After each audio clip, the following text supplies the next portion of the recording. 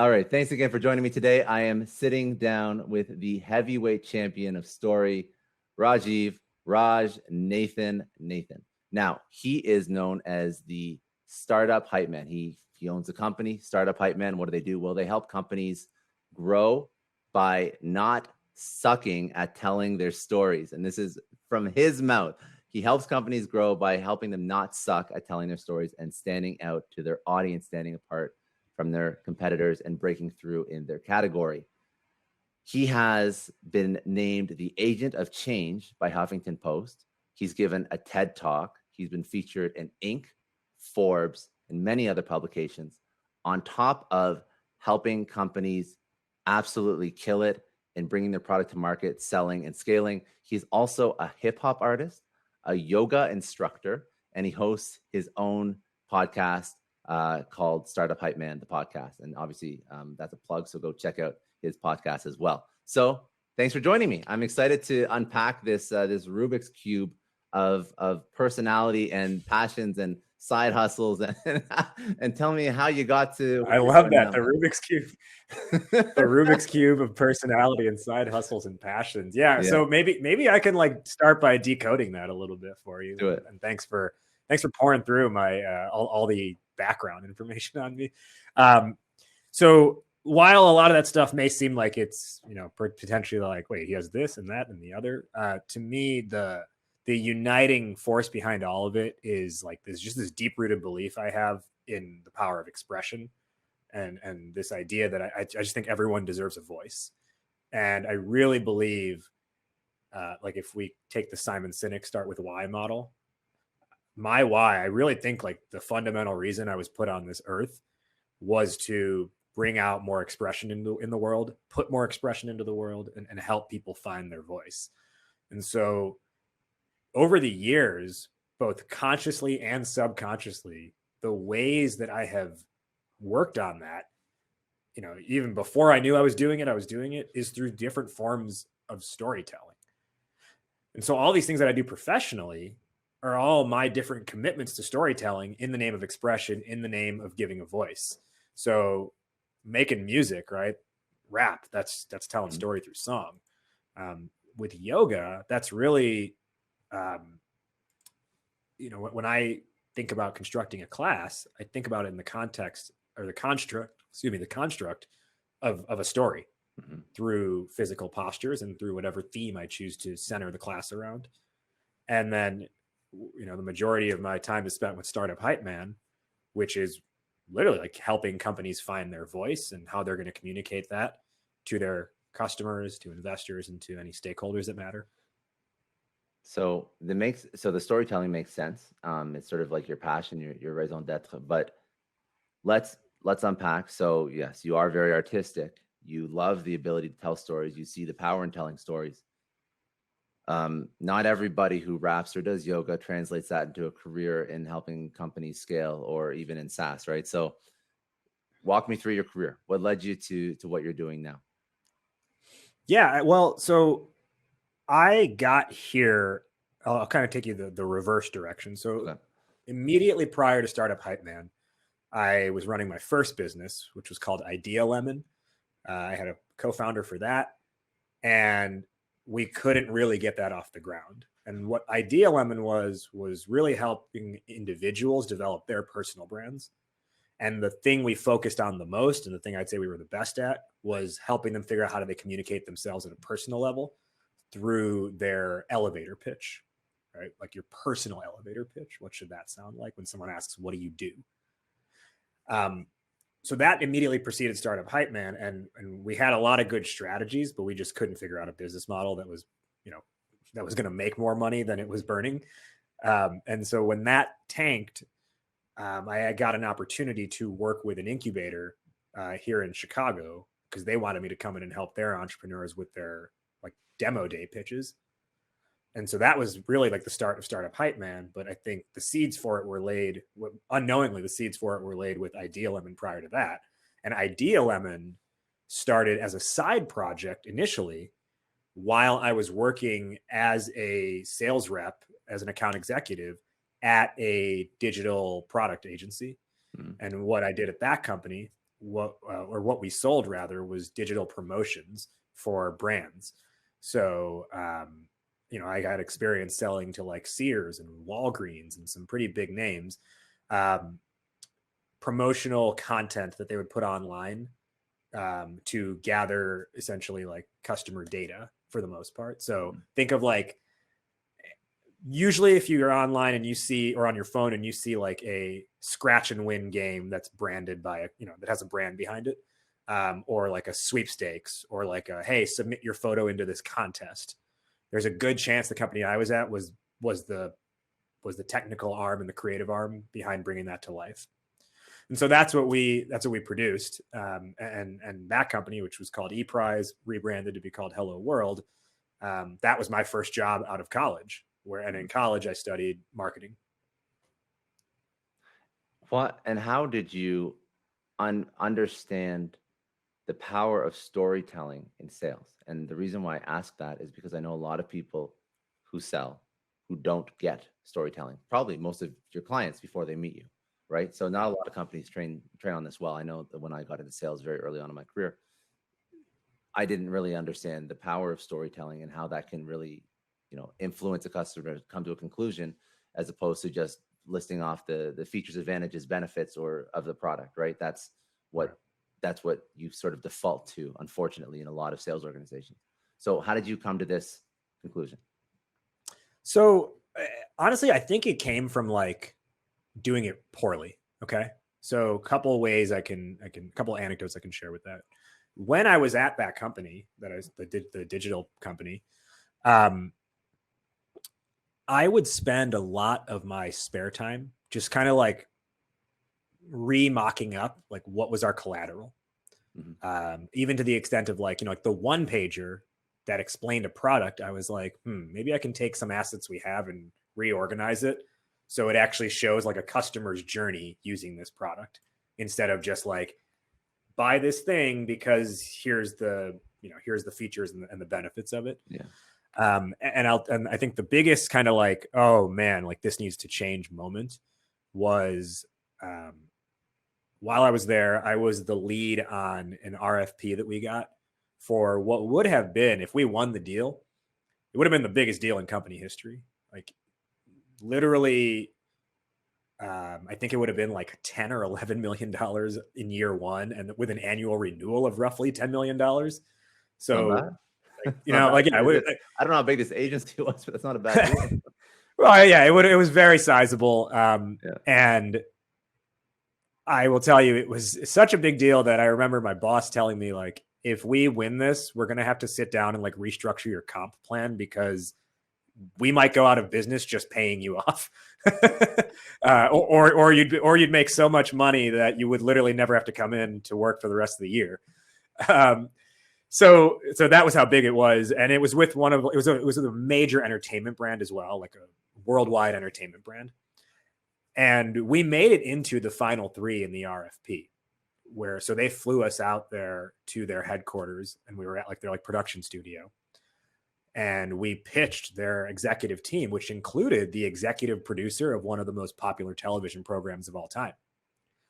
And we had, I think it was an 1.5-hour meeting, and we spent an hour pitching. Like we went through our presentation with our proposed solution. And it was like, I thought we'd be like popping bottles by the end of it. And instead, like, we got to the end of the pitch, and that executive producer, in Billy Madison, where he's like, like he gives that long answer, and he's like, we are all dumber for having, right? I can't remember the full speech. He was like, nothing that you said within that had any sort of relevance or value. We're all dumber for having listened to it. That's kind of what like he gave back to us. He gave us like 5-10 minute, just like chewing us out, being like, you got this wrong. You had this wrong. You didn't, so.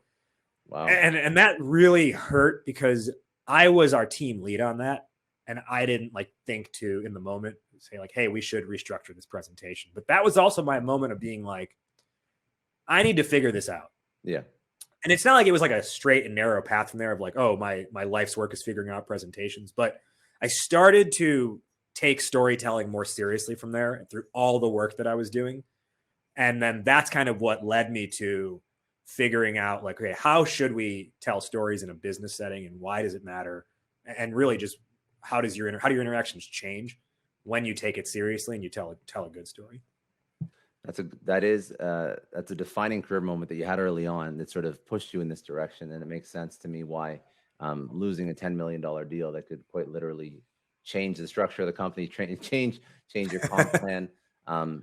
When you lose that, it hurts, especially when somebody chews you up, which doesn't happen often. That's not normal for us. Obviously, it's a very opinionated individual who you pitch to. Right. Yeah. Well, and I think that kind of shows the amount of influence and power that this person had, right? To know they could do that with like zero ramifications too. It's not good, but it's true. It's true. Okay. So that makes sense for me. So this is like you said, it's not a straight line, but I can see the framework was laid. You went into personal branding, but didn't work out so well. Not the great business model didn't, pan out. So now you are, Startup Hypeman. What are you doing for companies? You're basically building out models for helping them in situations like you dealt with as, a younger sales rep. So walk me through, the business model and what you do with Startup Hypeman. Yeah. So it's, what you said in the beginning, I think was a good encapsulation of it, but it is really like, I'm helping companies not suck at how they communicate themselves so that they can close more deals, really like break through in their category. And then if you think of some of the long-term ramifications, your valuation increases, maybe you raise money along the way as well. Right. So in the sales and marketing setting, my approach there is this story stack process. So I'm sure you've heard of the phrase tech stack before, right? Mm-hmm. Every company has their tech stack. Well, very few companies have a story stack. And the story stack is the different layers of messaging that weave in and out of your sales process and that your marketing team uses as well. And in the story stack, what we focus on is your elevator pitch. We craft your company's manifesto. We look at your demo and we audit the demo to see how does this need to be reframed or redelivered to have more impact. We create your pitch deck and we look at where do we leverage that in the sales process, and we really let the pitch deck be like the defining representation of your story. And then there's some other elements as well that are added in there, like talking about customer success, things of that nature. But the idea is that the story stack then is the thing that your team gets trained up on, but then they go back and reference whenever they need to say, okay, what do I do in this situation? Or how do I think in this situation? It's what the marketing team is able to go and leverage to say, okay, what's our content strategy going to be? Well, let's start with the story stack and see what's the base message we're trying to get across in the first place. Hey, if we're going to put an ad out on social media, let's go back to the story stack and just look at what is that like lead message that we know we're going for here. Can I ask you something? Please. Can I ask you something? It's an interview. It's your show. I lost my train of thought. Why would a CEO or a CMO, VP marketing, VP sales not be doing this in-house? Why would they bring you? Good question. Yeah, it's a really good question. And sometimes the hesitation I'll face is, oh, we have a product marketer who's working on this stuff. Here's the challenge with doing it in-house. It's not impossible, but it's a really high uphill climb for most companies because they don't have a process for creating this stuff. They may hack it together over time incidentally, but they don't have a concrete step-by-step process to work through it. Oftentimes the internal resources are tied up with other things. So like if you think about a sales leader, are they going to commit the time to like figuring out the company's story when they have to get on and help close deals and manage reps pipeline, things like that? The product marketer, which I would often say is like probably my biggest like competitor, quote unquote, is the internal product marketer, or them thinking the internal product marketer could do it.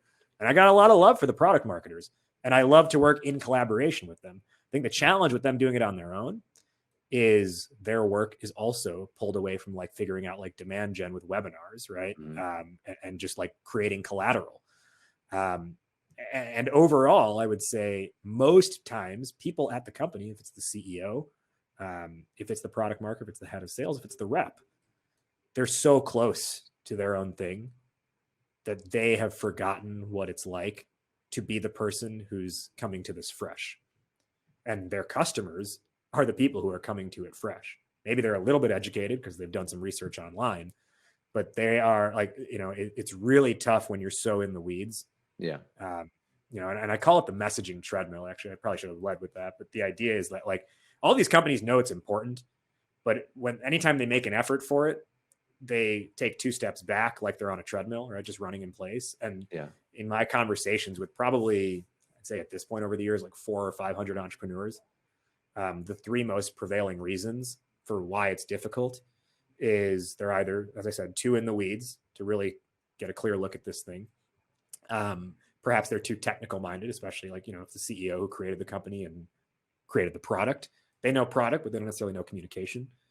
Or they're just too distracted by the other day-to-day responsibilities. It's interesting because storytelling, messaging is probably one of the most important. My background is in sales and marketing, but heavily in sales. So one of the most important tools that you can use to sell a product, to demo a product. If you are like, this is your bread and butter, but if you're not telling the story, it's very hard to properly demo and pitch and eventually negotiate and close. But it seems that it's useful for sales, but sales thinks it should be coming from marketing, and nobody's really picking up that mantle and like running with it. But it's probably one of the most important things you could do as a business. And then like, I like your point too. It's like, it's in the CEO's head, but the CEO doesn't, step out, can't see the forest of the trees and understand that it's not what's in his or her head is not apparent to the people that are hitting that landing page, jumping on a call with a rep.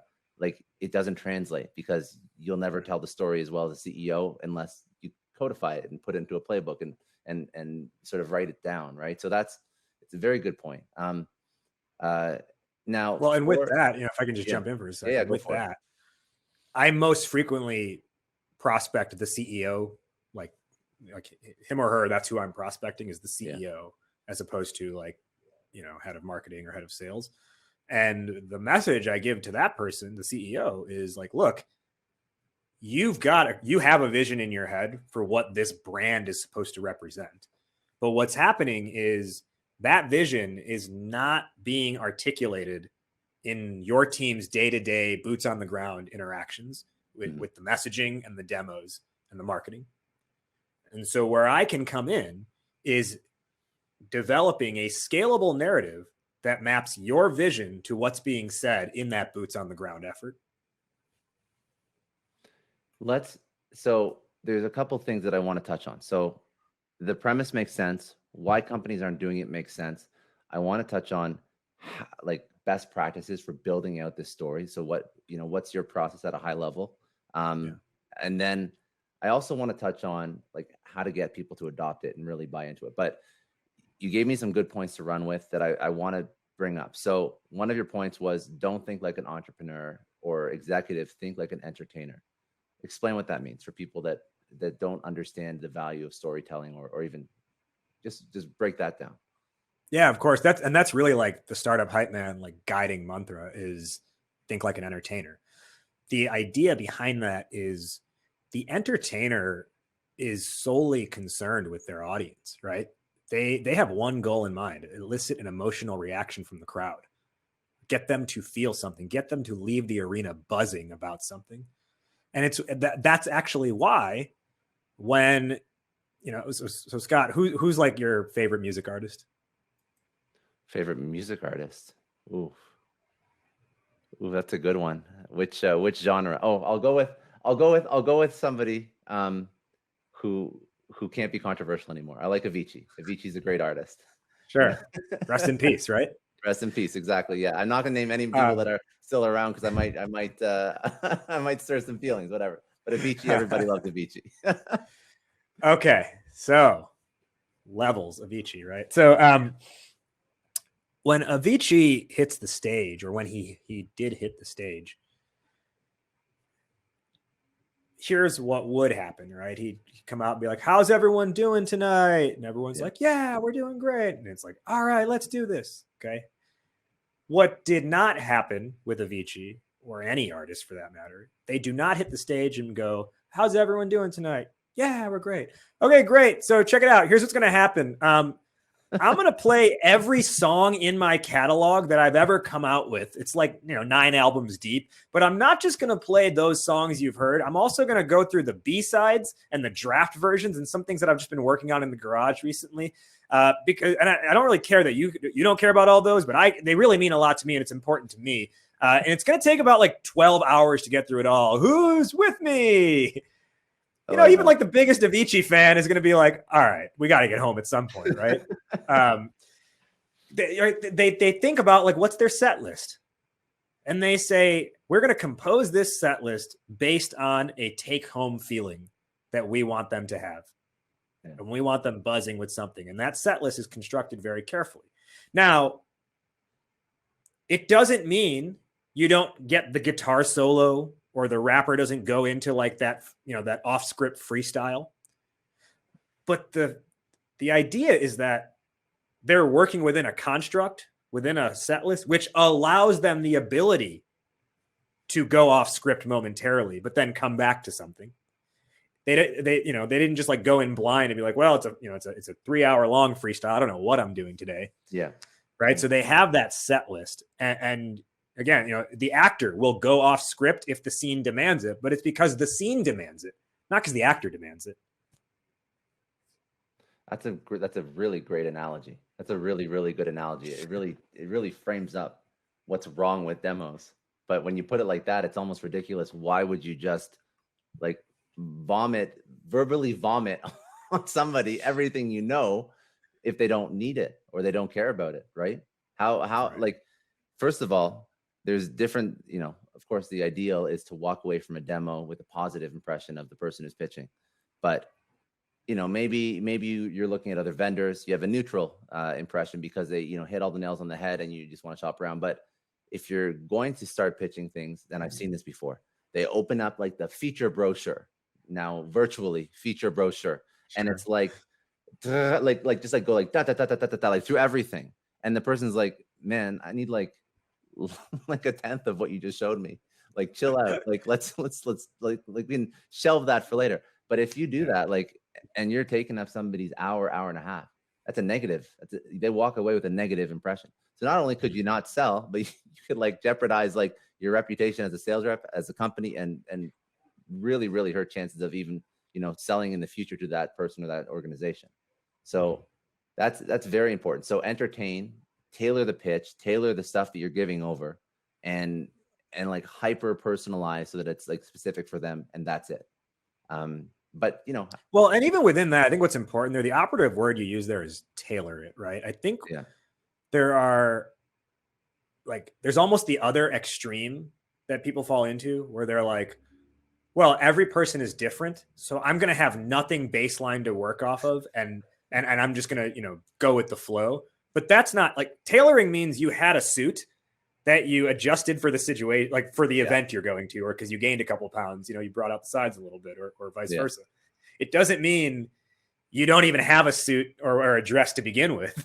Yeah. It means you had some base clothing that you adjusted to the situation. And that's, I think, the other extremes people fall into is they don't even know what the starter clothing is, the starter material is, and then they're just doing everything on the fly.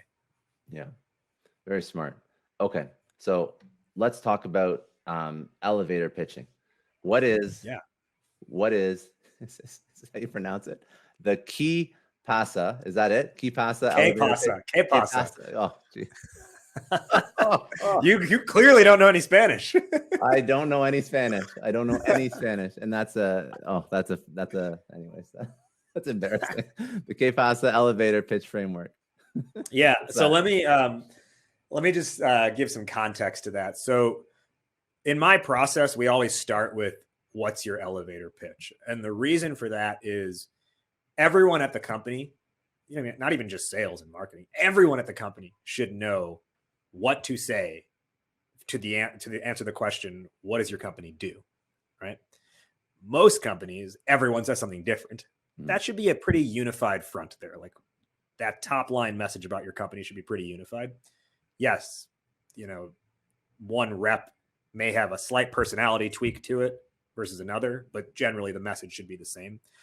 And it's not just that the elevator pitch represents what do you answer for what do you do, but it's actually like the foundation for all of your brand communication, right? Like that is the movie trailer where, and the movie is the deeper interaction with your company, with your product, with your brand.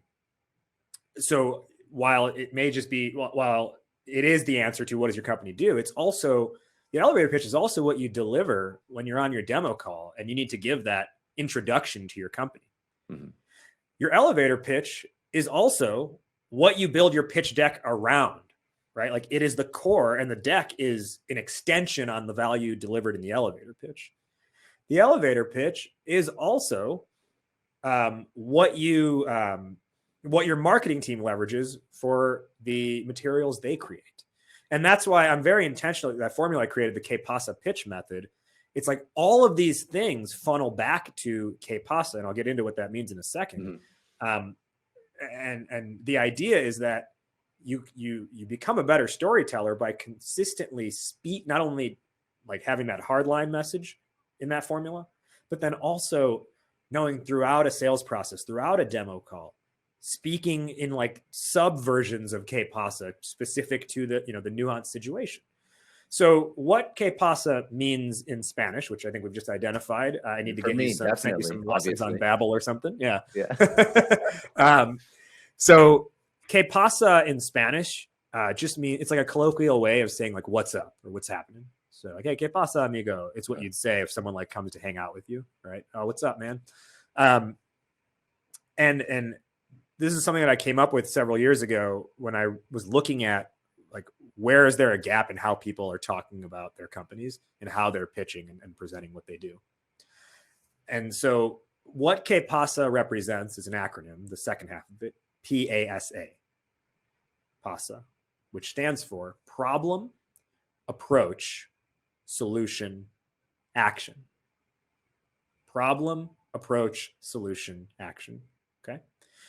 That mode of communicating is inherently buyer focused.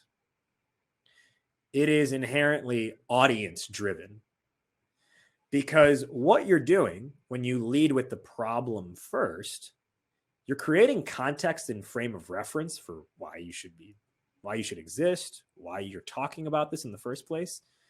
But most importantly, you generate and you lead with empathy. Mm-hmm. And because you're leading with empathy, then it makes sense why you have a solution for this thing. What I see most companies do, and honestly, it's oftentimes driven by the CEO accidentally, they'll jump immediately to solution. We have a SaaS AI platform that gives you the ROI on all of your digital spend, right? They lead with solution first.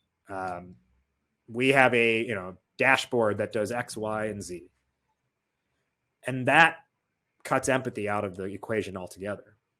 But with KPASA, again, problem, approach, solution, action, you start with empathy. So you make it about them out of the gate. Again, customer focused, customer centric. That's exactly the framework for everything that you're teaching over. So I love that. Yeah. And well, again, while it's your hard elevator pitch, that idea of communicating KPASA, right? It's also how you can demo every aspect of your product when you do get to that component, or when you get to that part of your process, right? So what you'll see on a lot of demos, which are just like horrible, is the person will say, we'll just be like, okay, here's this feature, here's what it does. This widget down here does this thing. Yeah.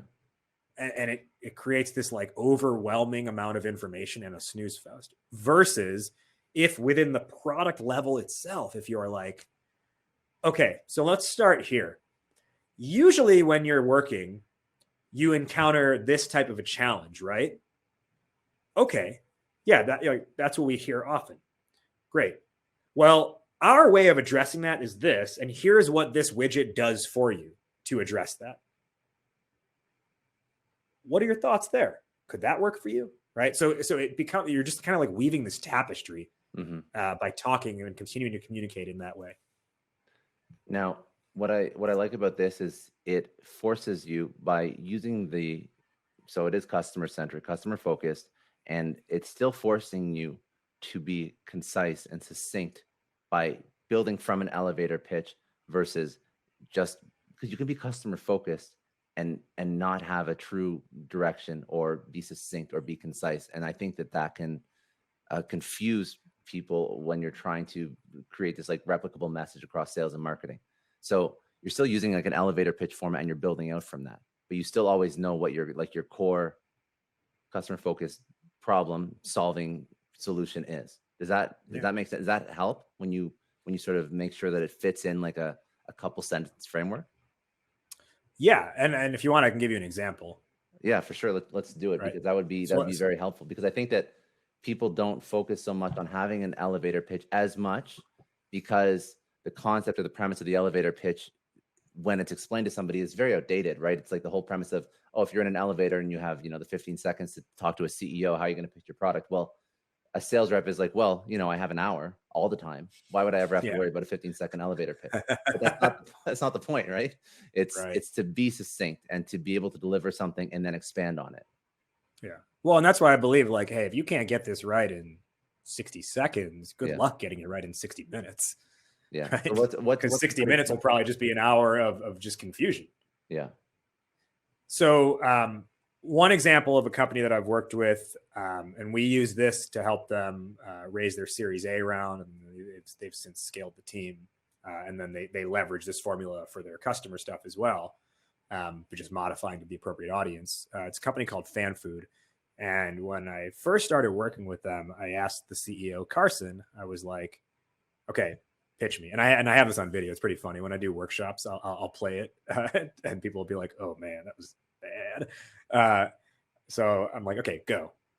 And he's like, all righty. So Fan Food is a live event, mobile ordering app for your concession food. The value add to the fan is less wait times, and the value add to the arena and the stadium is increased per cap revenue. Is that it? So it sounds and he ended by being like, "Is that it? Am I done?" Well, you should know, but it sounds very traditional, right? You focus on like every stakeholder in the transaction. Like, what are they getting out of it, really? Yeah. So when he reframed it, or when you worked with him, I'm assuming it was sort of answering problems that somebody would have. But tell me what it was reframed. So from like the consumer side, what we came up with was, we used the K-PASA model, and the pitch became, as a diehard sports fan, there's nothing more frustrating than going to your favorite team's game and missing the big play because you were stuck waiting in line for a hot dog and beer. How relatable. Fan Food keeps you in the moment. Use our mobile, or our mobile concession app. You can get your food and your drinks delivered directly to your seat, so you never miss the big play again. Download Fan Food in the App Store today. I love that. And it's so relatable. It's what everybody who isn't sitting in the 100s, who's sitting in the 200 or the 300 section, has to deal with. They don't have a little concierge bring you to a 100 level box. Like it's perfect. I like it a lot. It's very good. And like the reason I love that example so much is because anyone who is a sports fan can visualize when that has happened to them. Yeah. And it's happened to Carson. I've been around him where he's delivered that pitch to an audience, and people have stopped him mid-sentence. Like I remember one time someone stopped him mid-sentence to tell him what he like the guy raised, and he was like, oh, wait, that was me. The Odell Beckham catch. He's like, the greatest catch in NFL history. I paid like $3,000 for my end zone seat, and I missed it, and I had to watch it on the TV above the concession stand because I was waiting for like 45 minutes just to get my beer. And that, like, when someone is able to so vividly tell you their story, their experience with that thing, like that's how you've just like aced that that communication, that messaging, that branding. Awesome example. I like that a lot. Okay. And the last point that I want to touch on is, so we have, okay, think like an entertainer, que pasa, elevator pitch framework, and then Not key pasa.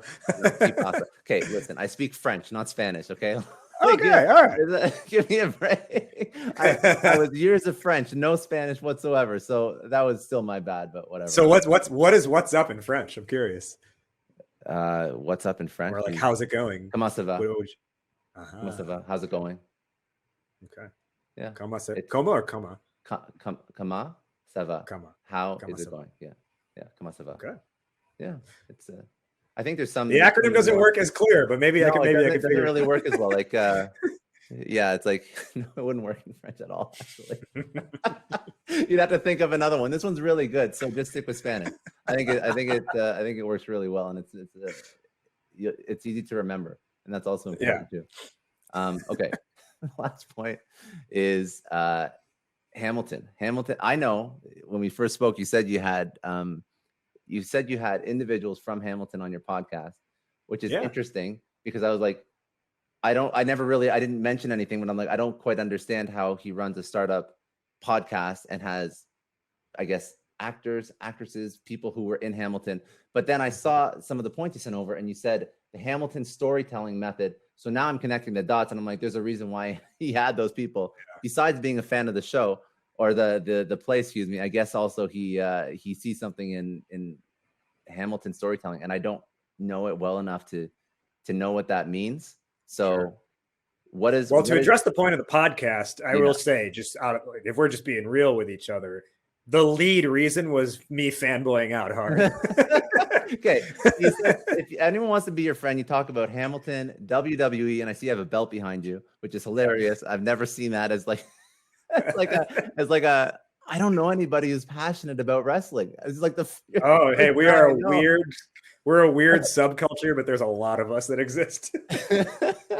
Or Seinfeld. I guess a lot of people love Seinfeld, and it's pretty hard to get Jerry on your show. So, but Hamilton. And I have had a pro wrestler as a guest on my show before, really? which was also a really cool experience. So there's no correlation between pro wrestling and actually there is. There was. That's a whole nother episode, my man. Okay, actually we'll go into that, and that's a funny topic because you actually brought that up. You said every startup is like what did you say? You said something like every startup's a pro wrestler. Yeah. Why? Because a pro wrestler is a brand. Each wrestler is a brand. And their job as a brand, just because they're entertainers, right? Similar to what I said earlier, they have one job. Either get the audience to boo me if I'm a bad guy or cheer me if I'm a good guy.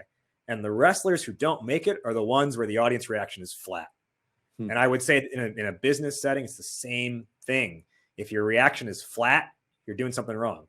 If they're booing you, if they don't like you, you at least know you've created opinion that they don't agree with. That's very. You want them to cheer you, but if they don't like you, you've at least created a stance and a position. And I think in wrestling, everyone's vying for the championship belt, right? And just in business world and startup land, what's the championship? It's getting acquired. It's IPOing. It's exiting, right? Everyone's vying for that championship. It's the strangest analogy I've ever heard, but it's not wrong. So, all right. Hamilton storytelling method for winning sales decks. What does that mean? What is the Hamilton storytelling method? I haven't seen it yet. People that hear this that have seen it are probably like, "What's wrong with you, Scott?" And I've heard that from a lot of my friends and other people. It's on Disney Plus now. It's pretty easy to watch. Dude, I have Netflix. I have Prime. I have what else? I have Hulu. I have some anime subscription that I don't even use. It's my girlfriend's. Like I have too many subscription TV channels. I haven't gone into Disney Plus just because I figure like Apple TV. It's just too much. Is I don't need 6 subscription TV channels. I know. So I haven't watched The Mandalorian yet, which I'm actually very sad about that. So when I get Disney Plus for The Mandalorian, then I'll get Hamilton as well. But anyways. Yeah. So I think if you subscribe to Hulu, you get a discount on Disney Plus, just so you know. Is that true? I didn't know that. Yeah. Because when you get Disney Plus, you automatically get Hulu and like ESPN Plus with it. That's true. So anyways, so if you haven't seen it, I'm sure you've at least heard about it, right? And maybe you've heard a song or two in there, but here's the short version of it. And I will honestly say, like, this methodology is also a podcast episode in its own, and I've done webinars on it as well. If you look at the storytelling of Hamilton, I saw that and I was immediately taken by it. And then I studied it and said, hey, this works really well. And I think it's the best framework for putting together a presentation in your sales process. And the idea with Hamilton is essentially it's broken out into like 4 or 5 parts. You have the first thing they do is they give away the ending right out of the gate. So, you'll listen to it. It's not the biggest thing if I tell you this, but the show opens. Yeah, the show opens with Aaron Burr, who's Hamilton's character foil, and everything is in song. But his opening line, as the curtains open, is he says, "How does a bastard, orphan, son of a whore, and a Scotsman, dropped in the middle of a forgotten spot in the Caribbean by Providence, impoverished in squalor, grow up to be a hero and a scholar?" So like that's their thesis statement up front. They're like, hey, how does this guy who came from nothing go on to become an American legend? So that's what you're in for right away. Like that's what we're going to answer over the next 3 hours, essentially is what they're saying. And then the final line in that first song is Aaron Burr saying, "I'm the damn fool that shot him." Right? So they give away the ending right out of the gate. But even in so doing, people aren't like, well, I understand it now. I'm going to leave the theater. Instead, they're like, okay, I got to see how this comes together. I got to see how we're getting to that endpoint. And then as the play progresses, there are 3 duels that take place, like pistol duels. The first duel that takes place is between 2 relatively inconsequential characters. And the purpose of that duel is to explain to you what dueling culture was like in 1700s America. And they literally talk about like honor culture and like, hey, like this thing was like, it was kind of outlawed, but it was also legal in some places and it had rules about it. And it was all about defending your honor. So they lay out like hey, here's what the world was. And so you buy into the idea of, okay, that's the world. That's what 1700s America was like. Next, they have a second duel where someone you're emotionally attached to dies. And you see that there's real impact from a duel. So you understand the rules of the game first. You understand what the world is. You agree to that world. Then you say, hey, there's impact when things go down, which takes you to the final duel you're anticipating by this point because of the buildup, right? Because of the tension along the way. And because Aaron Burr said at the beginning, "I'm the damn fool that shot him," guess what happens at the end? Aaron Burr, Alexander Hamilton get into a pistol duel, and Aaron Burr is the damn fool who shoots him. But rather than leaving the theater being like, oh my God, I can't believe he would die, or being like, I can't believe the vice president would shoot someone, instead, you are leaving reflecting about and talking with your friends who you came with about the life and the legacy of Hamilton, which if we go back to that opening lyric, what did they ask? How does someone who came from nothing build this legacy, this great legacy? What do we leave the theater with? We talk about his legacy. And so that format of storytelling is the same thing we can follow in principle when we create presentations, because what do most presentations look like? Slide 1 is like, here's a photo of our headquarters and we have offices in 6 locations around the world. Slide 2 is, here's our NASCAR slide. Here's all the logos of clients we've worked with. And that's why you should trust us. And then slide 3 is, here's our product. And then slide 4 is like, here's our executive leadership who has a combined 400 years of experience somehow. And that's why we're amazing. And then we're going to talk to you more about our product, right? And that's why most presentations are terrible and why they fall flat. But if we follow the Hamilton storytelling method, start by giving away the ending. What is the destination you're trying to take them to, right? That's your opening.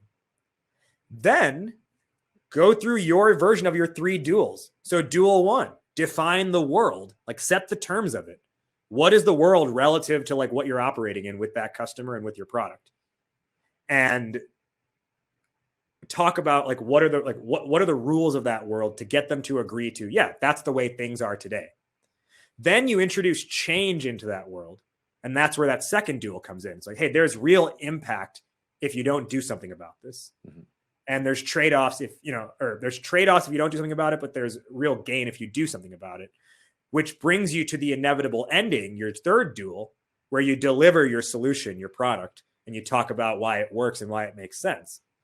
But because of the structure to that point, right? Just like in Hamilton, where you anticipate the ending and you want to get there, in the same way, your buyers, they anticipate that's your ending and they want to get there versus being like annoyed that they get there. And if you follow this framework, the interesting thing is that the first 50 to 70% of your presentation, you're not ever talking about your product. You're just setting the ground rules. Mm-hmm. And you're talking about the idea of doing something and the idea of not doing something. And then you get to that third duel, 70-ish% in, where you're like, here's our product, here's how we solve for that. And that mode of delivering presentations is, I mean, the companies I've worked with, like we've had a company in Australia take that, build a presentation around that, go to the largest provider in their industry with a presentation like that, and walk out with the CEO of the largest provider in the industry, saying, "You guys really understand our business, and let's get a letter of intent together." Mm-hmm. Right? They walk out of that meeting with a letter of intent. Very impressive. And the other thing I think, just to quickly point out, is when I realized that method, I also saw it reflected in other places where stories are told well. So 2 other places you can look at that follow it very closely. The way Steve Jobs delivered the first iPhone keynote, like that original one, very closely follows this. The way Martin Luther King Jr. delivered his famous "I Have a Dream" speech, almost to a T, follows this framework. And he moved, hundreds of millions of people. You're worried about moving one person on a Zoom call, right? And I think what's interesting is with MLK, we all know it as the "I Have a Dream" speech, right? It's a 16-minute speech. He doesn't say "I have a dream" until 11 and a half minutes in. And we know it as the "I Have a Dream" speech. So if you think about your product, how do you get people being like, Scott's product? I know it as the Scott's product. You delay talking about Scott's product. Yeah. Very, very smart. Very smart. Thank you. Those are really, really strong takeaways. I'm glad, I think that, like you mentioned, each one of those you can go on for like an hour, in all seriousness, and really, really go granular. Yeah, I tried to condense it as much as possible, so hopefully it didn't. No, it was really, really good. I'm really happy. I'm really happy with this one. I want to, we've been on for about, let's say 45, 50 minutes. So we do have to wrap this up because most people don't listen past an hour. That's a long podcast. But I do like to tee these up with a couple just quick questions about, your experience as an entrepreneur. You can do them a little bit rapid fire if you'd like. Before I pivot, and I will get to all like your socials and your website and by the end of the podcast. But before we pivot, is there any other things that you want to talk about with, Startup Hypeman, or any of the work you're doing, or storytelling, or anything that you didn't have a chance to bring up? Yeah, I think, I would just ask people to, connect with me on LinkedIn. I love talking about this stuff. I love, just giving out advice on this stuff. So linkedin.com/in/Rajiv Nathan. And I'm sure you can throw that link in the notes as well. You got, it'll all be there. Yeah. And then the other thing too, I want to just let people know, I know it's tough to gather all this stuff like while you're listening. And if you're like me, then you listen while multitasking and like grocery shopping or working out or something. And you probably didn't like pause to like write down notes at that moment. So if that's the case, and you want to like recap some of this stuff, we talked about the K-PASA method today. So for everyone who's listening, I've put together a guide that walks through the K-PASA formula, explains it in detail, and also gives some prompts for how to create your own. It's just a quick 1-page document that you can scan over yourself. And that is available at startuphypeman.com/Scott. So super easy URL, startuphypeman.com/Scott. And I'll link that in the show notes too. So that's awesome. Yeah. Thank you for I didn't even realize you put together a custom URL. So I appreciate that for you. That's good. I got you, man. No, I don't ask because some people are lazy and they don't feel like doing it, but like that's useful. That's very useful. I started doing it because I was like, well, this, what's an easy thing to remember? Well, maybe the person's name is a really easy URL. It's usually a pretty good start. Okay. So a couple rapid fire, just as an entrepreneur, career advice for somebody who wants to pursue a career similar to yours, consulting, or acting as an agency, I guess. career advice for someone who wants to pursue something like consulting or starting an Yeah. agency. Really emphasize and prioritize learning. Be willing to go outside of conventional methods to learn, like look at unconventional resources like I have, and be willing to challenge your own knowledge. So one of the things that I think annoys me about like the, whatever you want to call it, the subject matter expert world, is people come up with something, but then they become known for that. And so they can never challenge that thing. And so I would just say like, like my stuff, like these are frameworks I've come up with, but I also am constantly like pressure testing it to see like, does this still work? Do I need to make changes to this? Right. So just be willing to challenge your own knowledge. And I would add on something to that. I think that's an incredibly smart thing to advise someone. If you are learning from somebody who doesn't challenge their own knowledge, don't learn from them. Find somebody else. Because if they're not able to look inside and to have a little bit of self-awareness that there's other options out there, or maybe it's outdated, or maybe they're off, or maybe it's not as good as it could be, and they're just preaching that they're the only way, especially in the subject matter expert thought leader space, I would steer clear of them, because nobody who I've ever had as a mentor has ever said, who's actually helped me, has ever said, my way is the only way to do it. In fact, a good mentor tries to teach you how to learn for yourself. I think that's probably the most useful thing you take away from a mentor. Okay. One myth about demos or sales that you'd like to debunk. A prevalent myth that you see happen a lot. It could be a really bad habit. Yeah, that the purpose of a demo is to show them your product. Good one. I would challenge everyone, go as long as possible in your call without showing your product, and show as little of it as possible. See where that gets you. Good one. A lesson that you would tell your younger self. Whew. Remove your ego. Good. Very good one. Very good one. And a resource or resources that you would suggest people go check out that have helped you. Well, like watch Hamilton. I feel a little victimized here. Take Spanish. No, that would be victimizing you if that was my next advice. One of my favorite books, and it only came out a couple years ago, and I've gotten to know the author since then. He's awesome. His name is Todd Caponi, but he wrote a book called The Transparency Sale. And he did a whole lot of research, and it's a whole book on how the more transparent you can be throughout your sales process, the better results you will have. To the extent where like he advises, like if you actually lead with your flaws or your disadvantages, you'll have more success because you're able to be real with people. So that's one resource. And then another, just from like a kind of like a growth or development standpoint, is the book Shoe Dog by Phil Knight, the founder of Nike. And it's like his memoir about his journey of starting Nike. I read that book at a time when I really needed it in my life. It was a major pick-me-up. And it impacted me so much. I actually wrote Phil Knight a letter afterwards, just thanking him. And I got a letter back, which is so crazy. I have it framed. You can't see it in the screen, but I have it framed at the bottom of this bookshelf. But that's how much it moved me, that for the first time in my life, I wrote the author of a book to say, hey, this really impacted me. One thing, just a point on that book, if you ever think that you've screwed up in life, go read that book, because you realize you haven't done shit. And that's what I'm saying, man. It hit me like really when I needed it, because I was like, oh my God, I think my problems I'm facing right now are bad. I don't have Adidas sending the US government against me. Yeah. I think he took out loans for payroll. Like he did a whole bunch of, like he had a rough time. So it just,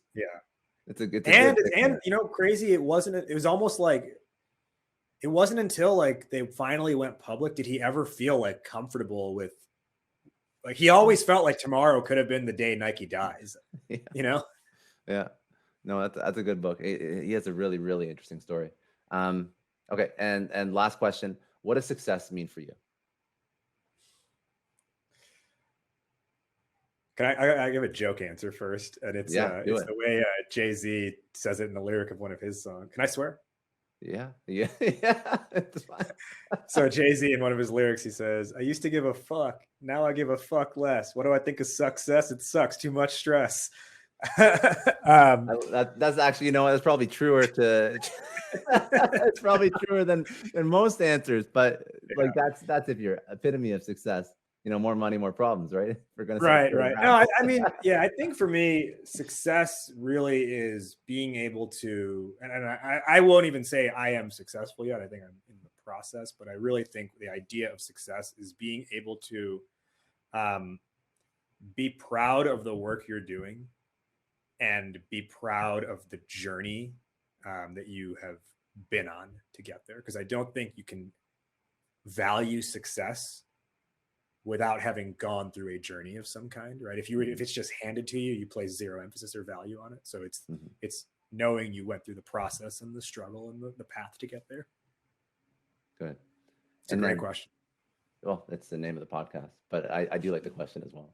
Because everybody's answer is different. Like success means so many different things, and what I'm happy with is, out of all the people that I've ever interviewed, the answer is never monetary, ever. It's more free time. It's being fulfilled. It's enjoying the journey. There's a lot of different answers, but it's always like it makes you think about.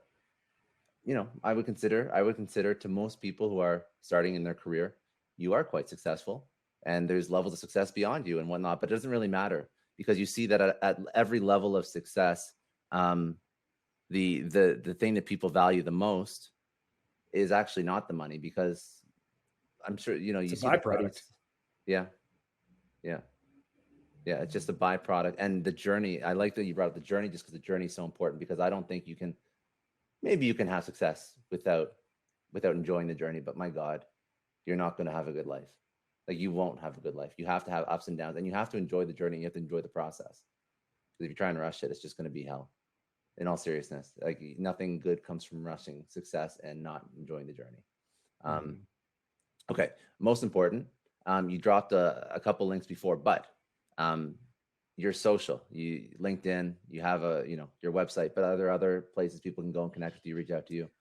Yeah, if you're on Instagram, which a lot of people are, at Startup Hypeman, we post a lot of our podcast content there, and then just some other advice stuff. And if you want to just keep in touch with me personally as well, at RajNation, RAJ Nation. I don't really use Twitter at all. I haven't really used Twitter in 3 years, so I have an account, but I would say, instead of following me on there, follow me on Instagram.